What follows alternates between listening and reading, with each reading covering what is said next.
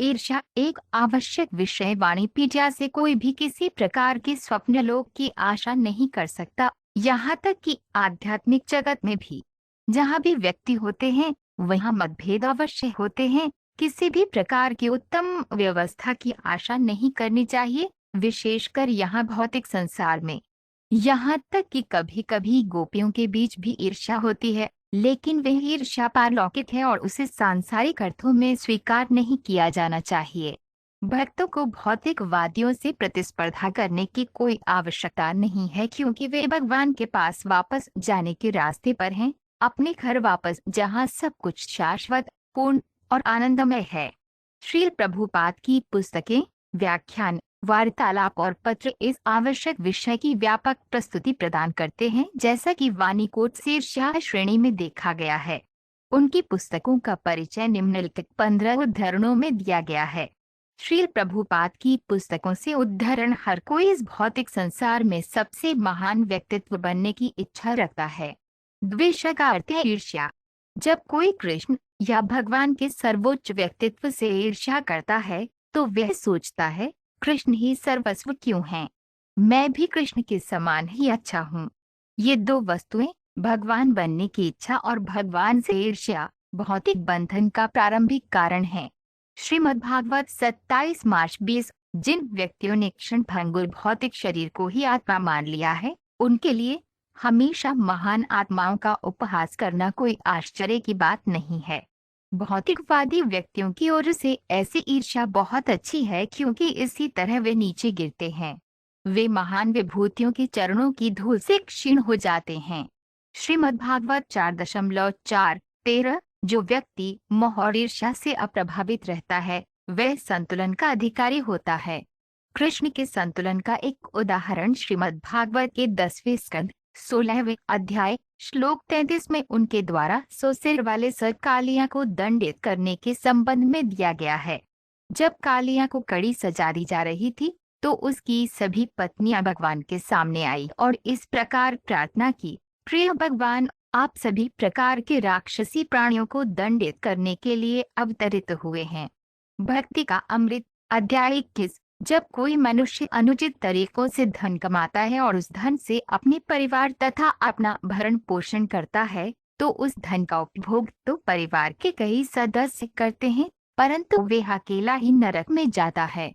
जो व्यक्ति पैसा कमाकर या दूसरे के जीवन से ईर्ष्या करके जीवन का आनंद लेता है और जो परिवार और दोस्तों के साथ आनंद लेता है, उसे ऐसे हिंसक और अवैध जीवन से उत्पन्न पापपूर्ण प्रतिक्रियाओं का अकेले ही आनंद लेना होगा।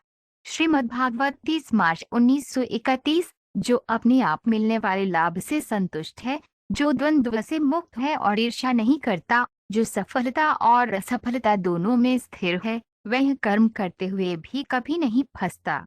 भगवद गीता 4.22। ऐसा व्यक्ति क्षणिक इंद्रिय संतुष्टि के लिए ईर्ष्या का समझ बनाता है और इसी मानसिकता के कारण वह दुख के सागर में डूब जाता है। ऐसे मूर्ख व्यक्ति को इस बात का पता भी नहीं चलता। श्रीमद्भागवत 5.5-16। मनुष्य को दृढ़ निश्चय के साथ योजनाएं बनाकर इंद्रिय तृप्ति की वासनाओं का त्याग करना चाहिए। इसी प्रकार ईर्ष्या का त्याग करके क्रोध पर विजय प्राप्त करनी चाहिए। धन संचय की हानियों पर चर्चा करके लोभ का त्याग करना चाहिए और सत्य की चर्चा करके भय का त्याग करना चाहिए। श्रीमद्भागवत 7.1-5-22। इस भौतिक संसार में भी जंगल में जानवर एक साथ रहते हैं और जब वे पानी पीने जाते हैं तो वे किसी पर हमला नहीं करते हैं। ईर्ष्या इंद्रिय संतुष्टि के कारण विकसित होती है, लेकिन वृंदावन में कोई इंद्रिय संतुष्टि नहीं है, क्योंकि एकमात्र उद्देश्य कृष्ण की संतुष्टि है। इस भौतिक संसार में भी वृंदावन के जानवर वहां रहने वाले साधुओं से ईर्ष्या नहीं करते हैं। श्रीमद्भागवत 10.1-3-60। जैसा कि इस भौतिक संसार की प्रकृति है, स्वर्ग के राजा इंद्र बहुत चिंतित होते हैं यदि कोई महान ऋषि गंभीर तपस्या से गुजरता है। संपूर्ण भौतिक संसार इतनी ईर्ष्या से भर गया है कि हर कोई अपने पड़ोसियों से डरने लगता है।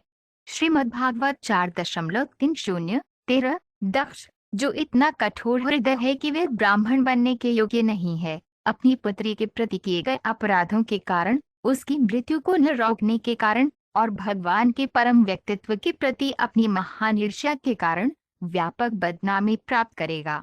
श्रीमद्भागवत 4.4:30 भगवान के शाश्वत सेवक के रूप में भागवत धर्म सेवा की प्रक्रिया को छोड़कर कोई भी धार्मिक प्रणाली स्वयं और दूसरों के प्रति ईर्ष्या की प्रणाली है। उदाहरण के लिए, धर्म की कई प्रणालियां हैं जिनमें पशु बलि की सिफारिश की जाती है। इस तरह की पशु बलि देने वाले और जानवर दोनों के लिए अशुभ होती है। श्रीमद्भागवत 6.1:6-42 अनियंत्रित मन और बदचलन पत्नी एक समान हैं। एक दुष्ट पत्नी किसी भी समय अपने पति को मार सकती है और एक अनियंत्रित मन, जिसके बाद काम, क्रोध, लालच, पागलपन, ईर्ष्या और भ्रम होता है, निश्चित रूप से योगी को मार सकता है। जब योगी मन के वश में हो जाता है तो वह भौतिक स्थिति में गिर जाता है।